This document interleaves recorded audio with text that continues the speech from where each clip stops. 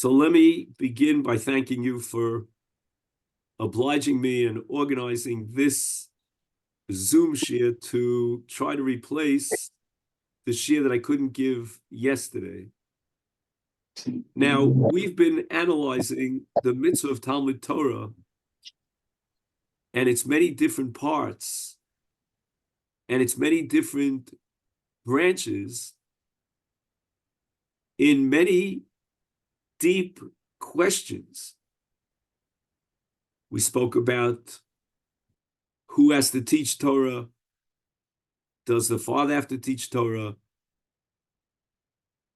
Does the mother have to teach Torah? We spoke about Chacham, the Chacham has to teach Torah.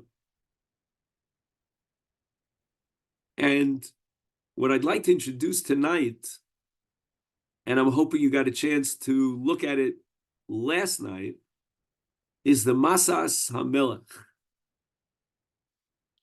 And I want to thank my son Binyamin, who was able to download this from Otzar Chachma.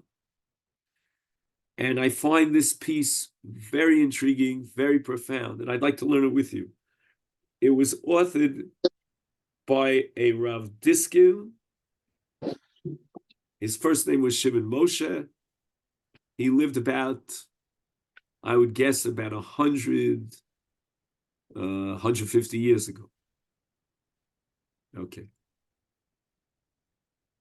Rav, you see me? Yeah, I see you. He's telling us there's a chat, and he's saying he sent the link to the chat, there's no link. Okay. Yes, that is true. So we'll try to do the best we can.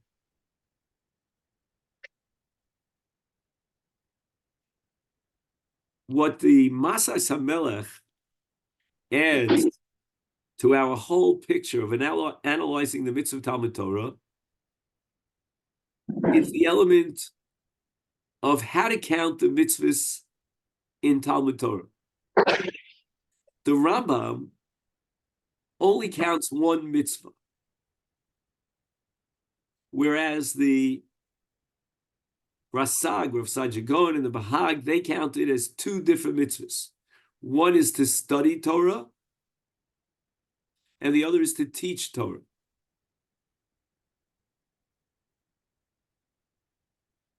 And please stop me if you're not following me.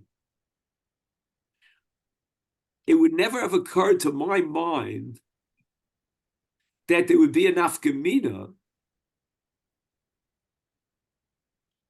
as to whether you count this as one mitzvah or two mitzvahs. I mean, what difference does it make? You could tell me that if I teach Torah, I fulfill the mitzvah of Talmud Torah. You could tell me that if I teach Torah, I fulfill a mitzvah of teaching Torah as a separate mitzvah. But what difference does it make? My Nafka Minos. And it never dawned on me.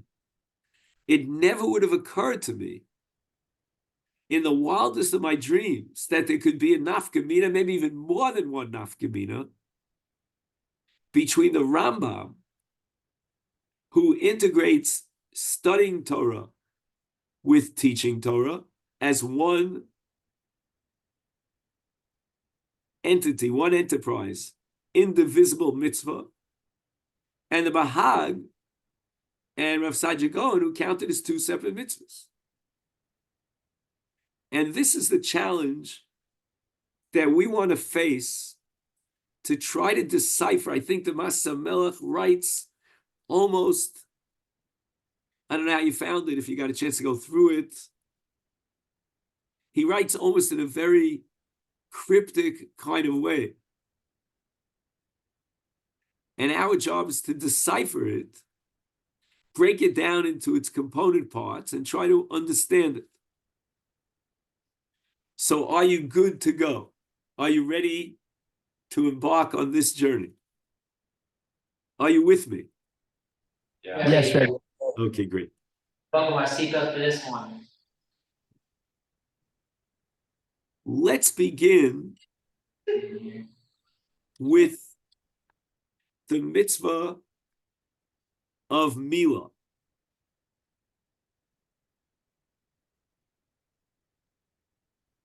The father is obligated in the mitzvah of Milas Bino.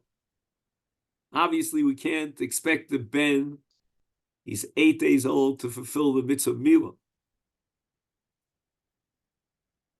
Comes along the Minchas Chinuch and establishes that there's a time limitation to the mitzvah of the father to circumcise his son, and at one point in time, the mitzvah of the father terminates, expires.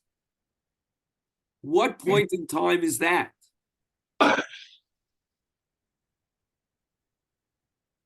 Till he's 13. Correct. When the child reaches the age in which he's a bar chiyuva, the obligation of the father now reverts back to the son, who is personally obligated in the mitzvah of Mila.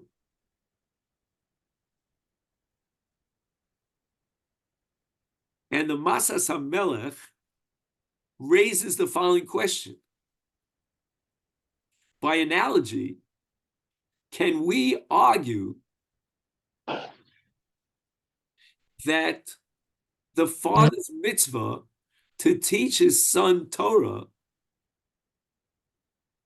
applies only as long as the katan is a katan, but terminates when the child becomes a gadol and a bar chiyuva?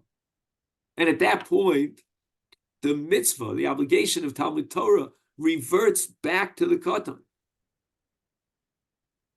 Is there room?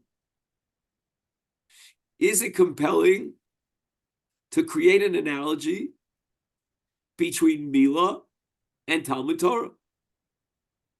And guess what? In the first paragraph, the Masas HaMelech establishes that this question depends upon how you count the mitzvahs of Talmud Torah. Are they counted, as the Rama would have it, as one mitzvah? Or should we count them as two separate mitzvahs? Now let's keep in mind that if we count the father's obligation as a separate mitzvah, where do we categorize that mitzvah? Is it lilmod or lilamed? Is it his personal obligation to study or his obligation to teach? What's the obvious answer to that question? I can teach. The obligation to teach. So now the obligation to teach Torah, in the case of a father who's obligated to teach his son Torah, emerges as a separate mitzvah according to Rav Sadia Gaon and the Bahag in Taryag mitzvahs. It's not part of Talmud Torah. It's a separate mitzvah. It's a mitzvah to teach Torah, and that's the chiyuv.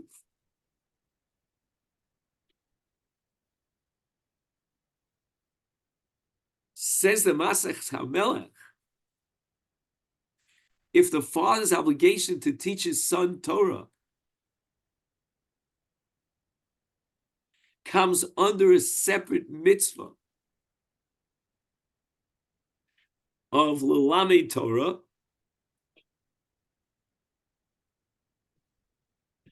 then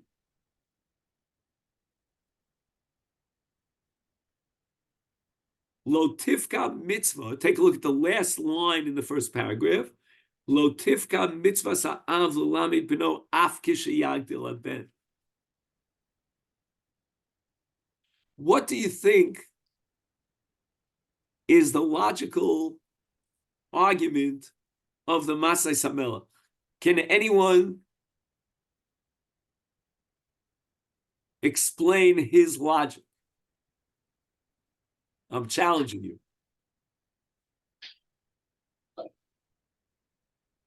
Because if it were just about him not being,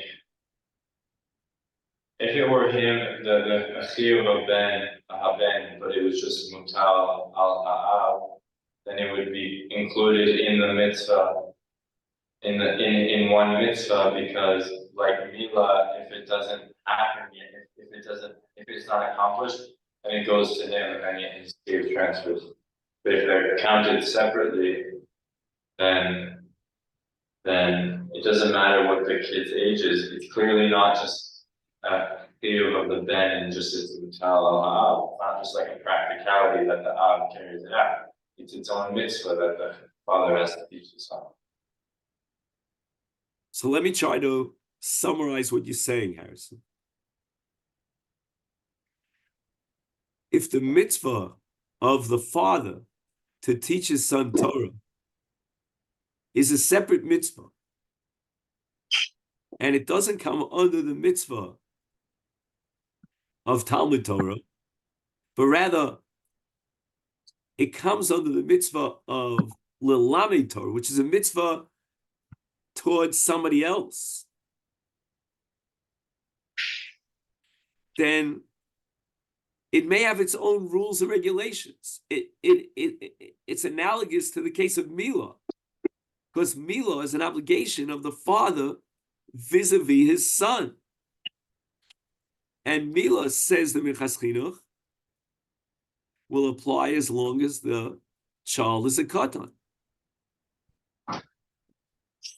But if, on the other hand, we assume that all of Talmud Torah is one mitzvah, whether it's studying the Torah, whether it's teaching the Torah, then who's to say that that mitzvah at some point terminates? You would need a Yalfusa. You would need to derive that from Sukkim, that the chiyuv of Talmud Torah at some point ends.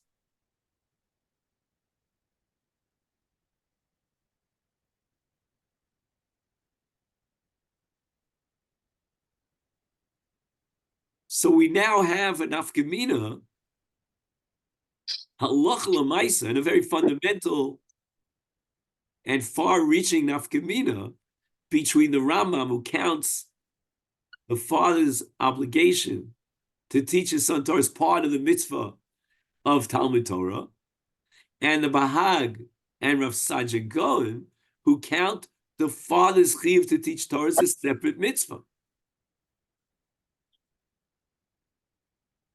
Because if it's a separate mitzvah, then the fundamental difference between studying Torah and teaching Torah as two separate mitzvahs, according to Rasag, is that when there's a mitzvah to teach Torah, it's a mitzvah towards somebody else. The origin of the obligation is that someone else who needs to be taught Torah. In the case of a ben, he needs to be taught Torah.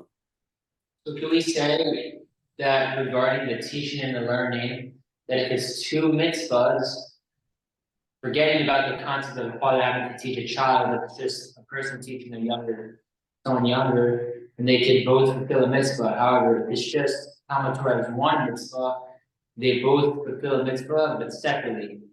So to say that when I learn from Rav Berzon, me and Rav Berzon are the same mitzvah off each other. I cannot receive that mitzvah of Lilmod, and Rav Berzon would not be able to receive the mitzvah of Lelamed had I not been there. However, on the other hand, if it's just one mitzvah together, my learning is not contingent on the person who's teaching me, and his teaching is not contingent on me being there.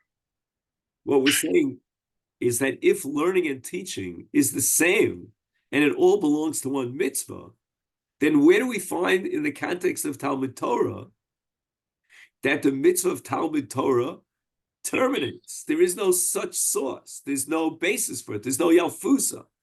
The burden of proof would be on you to establish that there's a p'tur that at some point the mitzvah expires. I don't have a source for that.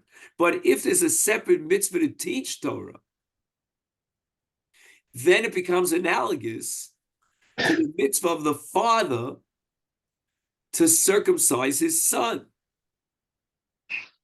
And here we have a clear-cut source, as the Minchas Chinuch points out, that the father's obligation to circumcise his son is a chiyuv vis-a-vis a katan, but not a chiyuv that's generated by a gadol.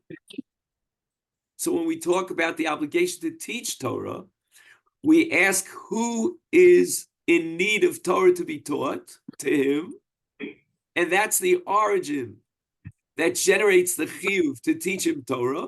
And if he's a katan, then we compare it to the case of Milah, in which the katan obligates his father to circumcise his son, and that obligation vis-a-vis the son terminates when the son becomes a gadol. Wow, this is paragraph number 1. Wow, so it's all dependent on whether or not we count the Talmud Torah as one or two mitzvahs. Correct. Whether or not the termination is applicable to Talmud Torah like it is to Milah. And the analogy to Milah, to establish that in Talmud Torah, that chiyuv will terminate, can only be made if you have a separate framework, a mitzvah l'lamed Torah, which means a mitzvah towards somebody else. That someone else generates the chiyuv on the father, in the case of Milah, and in the case of Talmud Torah. But just like in Milah, that only applies when the child is a katan. And that's when the obligation is transferred over to the father to teach Torah. So within the context of the mitzvah to teach Torah, we can set up the following rule, analogous to Milah. And that is that if I'm obligated vis-a-vis the katan, and the katan is machayev me in Milah, and likewise in the mitzvah of teaching Torah, then that mitzvah will terminate when the katan becomes a gadol. Ad kana kofa aleph. And now we go on to the second paragraph. The Masas HaMelech claims that he has a second Nafka Minos between Rav Saadia Gaon, who counts them as 2 mitzvahs, and the Rambam, who counts them as 1 mitzvah.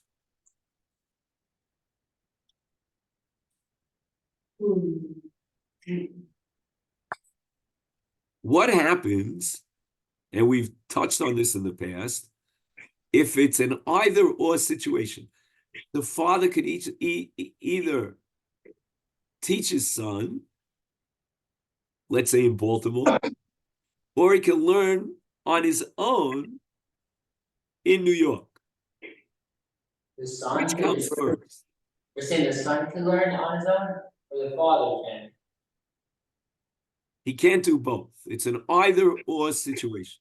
You're saying the father can either teach the son or learn by himself. Correct. The father has the ability to teach his son, and he learned to teach his son. One of those formers. Says the Masas HaMelech, listen carefully, in the second paragraph, that we have a lechora parallel to the mitzvah of pidyon haben.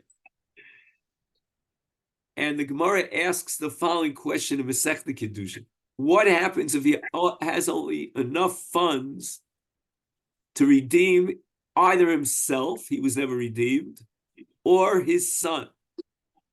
Who comes first? I think himself could let his son go that when he's older. So the Gemara says, and listen carefully, you'll see it here in the Masas HaMelech quoted, mitzvah de gufe adifa, a mitzvah which is incumbent on your guf gets precedence over a mitzvah that you're obligated vis-a-vis another guf. So far, so good. That's the Gemara of Pidyon Haben. The Gemara in Talmud Torah says it depends upon an entirely different set of circumstances. And you'll see this on the bottom right of the first column. Hu lilmod, hu beno lilmod, im beno zaris, umemulach, v'talmudo miskayim biyodo, beno kodem. We will determine which comes first, which means how to set up different gradations. You know, we want to upgrade one mitzvah over the other based on the nature and the essence of the kiyum ha-mitzvah of Talmud Torah. If the son is superior to his father and he can generate Torah on the higher level, he's sharp, that's called Zariz. No, Zariz means he's very motivated and inspired. Memulach means he's very sharp and analytic. Talmud miskayim biyado, he has a great memory, what we call Yedias HaTorah. Then the son goes first. But wait a second. In the case of Pidyon HaBen, who comes first? The son as well. The father comes first. Why does the Gemara establish that the father comes first? Because mitzvah de gufe adif. You must write that down. I underlined it. Why don't we apply the principle, so asks the Masas HaMelech, of mitzvah de gufe adif that is anchored in the Gemara with regard to Pidyon HaBen, apply to Talmud Torah? Who cares if the son supersedes his father in X, Y, and Z? It doesn't matter. It's irrelevant. Mitzvah de gufe adif. The father's personal obligation to study Torah takes precedence, as we saw in the case of Pidyon HaBen. Did everybody hear the kasha? Yeah. Says the Masas HaMelech, this depends on the machlokas between the Rambam and Rav Saadia Gaon as to how many mitzvahs there are in Talmud Torah.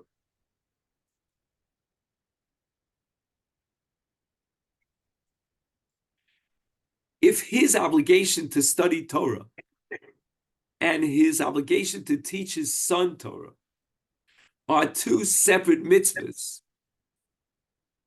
that's Rav Saadia Gaon, then these are two equal mitzvahs. You can't say choose one mitzvah over the other. What are you going to say? Oh, teach your son or learn yourself. What about the mitzvah to teach your son? You're weighing here two mitzvahs, and each mitzvah is equal to the other. You have no right to establish that one mitzvah trumps the other mitzvah and is greater than the other mitzvah. In two mitzvahs, you can't make gradations.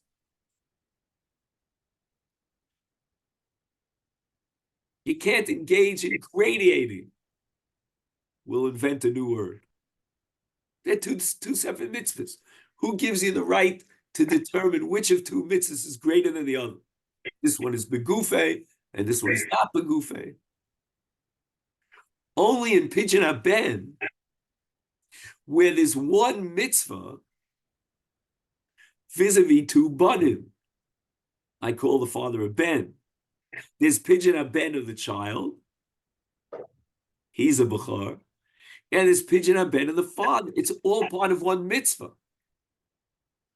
If it's all part of one mitzvah, then I have to do what I call gradating. Because by definition, that one mitzvah is going to generate a struggle, a tug of war. Because there are two banim here, the father and the son, both of whom generate that single mitzvah, pidyon haben. So you have no choice. It's built into the mitzvah pidyon haben that you have to set up a hierarchy, gradations, and upgrade one mitzvah over the other. But if it's two separate mitzvahs, like in the case of Rav Saadia Gaon in Talmud Torah, you have no right to determine which mitzvah is greater than the other. And therefore, according to Rav Saadia Gaon, the only way that you could decide whether your Torah, the father's Torah, comes first, or the son's Torah comes first, is within the quality of the mitzvah. The kiyum mitzvah is one superior to the other. And therefore, if the ben is zoris, umemulach, v'talmudo miskayim v'yodo, then within the context of one mitzvah, where do I expand my kiyum mitzvah? I expand the kiyum mitzvah by teaching my son, even at the expense of forfeiting my own personal learning, because his Torah, at the end of the day, in the final result, is greater, superior, and supersedes my Torah. But according to the Rambam,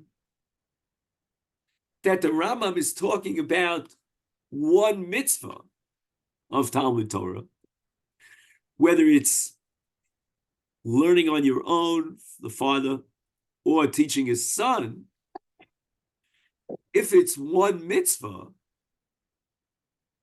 then according to the Rambam, we should be applying the same rule that applies to pidyon haben, because there are two sons that generate the same single entity, the same single mitzvah, whether it's the pidyon of the ben or the pidyon of the av. And then the Gemara establishes that the yardstick that we apply is that if you have one mitzvah with two mechaylim, then mitzvah de gufei adifa.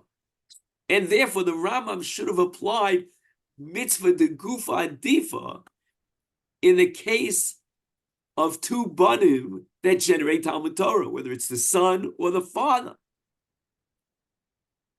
How many of you understood the second paragraph, the Masas HaMelech? It is so profound.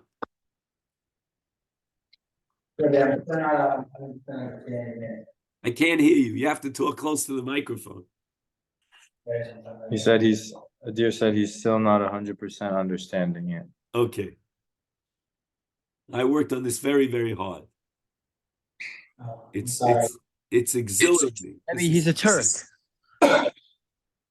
This is so exciting. Remind me to take an Akavol after the shir.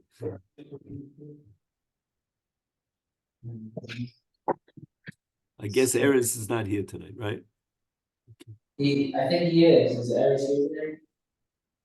Well, here, He's he right certainly here. made himself invisible. At least to me. Maybe you see him. I don't see him. Anyway. He is.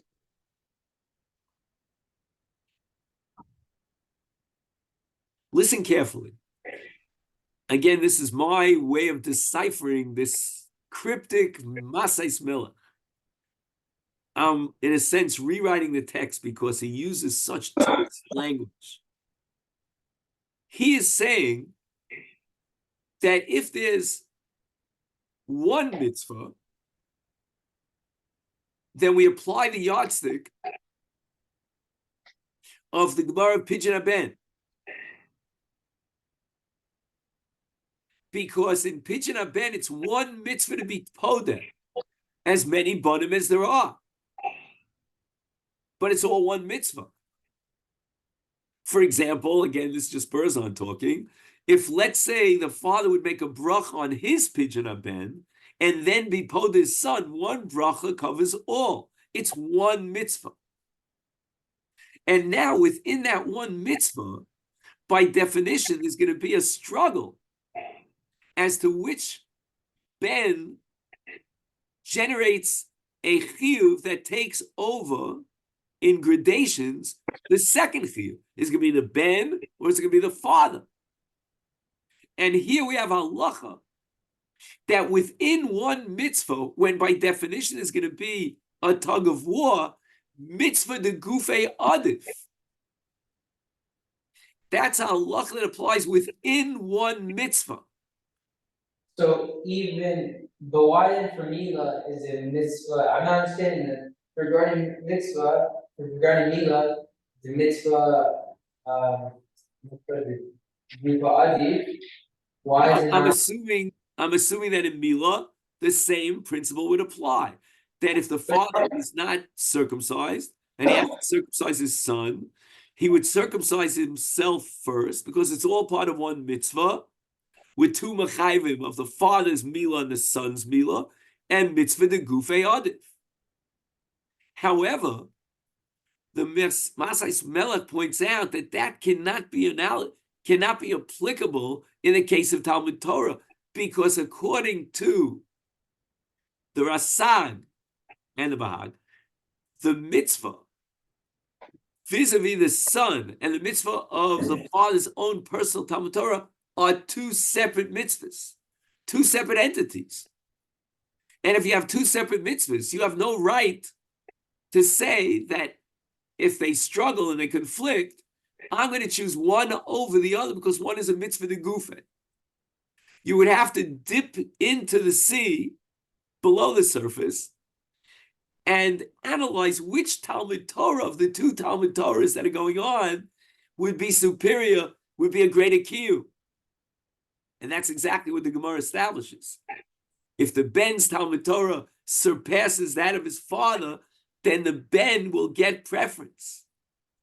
But if we go with the Rambam, that the father's obligation to learn Torah and his obligation to teach his son Torah is all part of one mitzvah, and there are two banim that generate the same mitzvah of Talmud Torah, it's all one mitzvah, then we come back to the case of Pidyon Ben.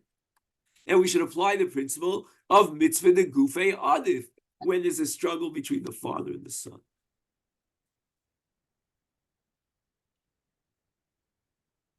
So then, isn't it a raya? The fact that the Gemara by Talmud Torah talks about it as tells you to pick if the kid is smarter and can develop Torah better. Isn't that a raya that it's through mitzvah? It's a raya that it's not one mitzvah, it's two mitzvahs. And once it's two mitzvahs, we cannot use mitzvah de gufei adif. Can you repeat And we that have no separate? choice but to try to see, how to operate here when you have two different mitzvahs. And this is a kasha on the Rambam. Because how could the Gemara use and employ the principle of mitzvah de gufei adif? I'm sorry. Why doesn't the Gemara apply the principle of mitzvah de gufei adif in the case of Talmud Torah? Because according to the Rambam, Talmud Torah is exactly identical to Pidyon Ben. And this leads us to paragraph number 3 in the Masas HaMelech. Wait, I'm not understanding. If it's two different mitzvahs, because it's two mitzvahs that are contained in one action, if we say like the Bahag and the Rasag, we have to analyze it because mitzvah, degufa, adif do not apply because it's two linking. You cannot apply, Adir, listen carefully, you cannot apply mitzvah de gufei adif in two mitzvahs. Each mitzvah stands on its own. You can't compare one mitzvah to the other. I'm going to tell you that this mitzvah is greater than that mitzvah. I don't have any right to do so. If it's built into one single mitzvah, and there's a conflict pulling me in two directions, then I will give gradations to the different mitzvahs. I'll apply the mitzvah de gufei adif. But in the case of Talmud Torah, according to the Rasag, when it's two separate mitzvahs, I can't give a superior status to one mitzvah over the other. What do you mean? A mitzvah de gufa is greater than another mitzvah? A mitzvah de gufa is greater than that same mitzvah if there are two mechayvim in that mitzvah, but not to compare one mitzvah to the other. Guys, I'm freaking out from this. This is so profound. You know, Arei Anikim and Shivim Sham, and I never heard this. It's like he's opening up worlds in front of our eyes. But now we're stuck with the Rambam, because the Rambam says that it's all one mitzvah, whether I'm studying Torah or teaching Torah. If that be the case, then we have a clear-cut principle, a regulation, that mitzvah de gufei adif. If there's a conflict between two mechayvim of one mitzvah, two banim that generate the same mitzvah, then mitzvah de gufei adif. I must grade the mitzvahs because it's all part of one mitzvah. I have no choice. I can't move from the spot. I'm stuck. But So how do we justify the Rambam, who says that Talmud Torah is all one mitzvah, and yet we do not apply the principle of mitzvah de gufei adif? Why not? We applied it in Pidyon Haben, and likewise we're going to apply it to Talmud Torah. Says the Masas HaMelech. Whoa. I'm not sure if part 3 is more profound, and I know you have to leave to Myra very shortly, than the first two parts. And he says the following. Nira de Svirale, like line 5 in the paragraph of Das Rambam, da kol michelke mitzvahs to Talmud Torah. The Rambam holds that the mitzvah of Talmud Torah generates a chiyuv to study Torah, and B, a chiyuv to teach my son as part of the mitzvah of studying Torah. It's not that there are two different mitzvahs here. Study Torah, I teach my son Torah, it's all the same. We subcategorize teaching your son Torah under the mitzvah of studying Torah. And therefore, the Rambam says we cannot apply the principle of mitzvah de gufei adif because it's integrated into one single indivisible kiyum mitzvah.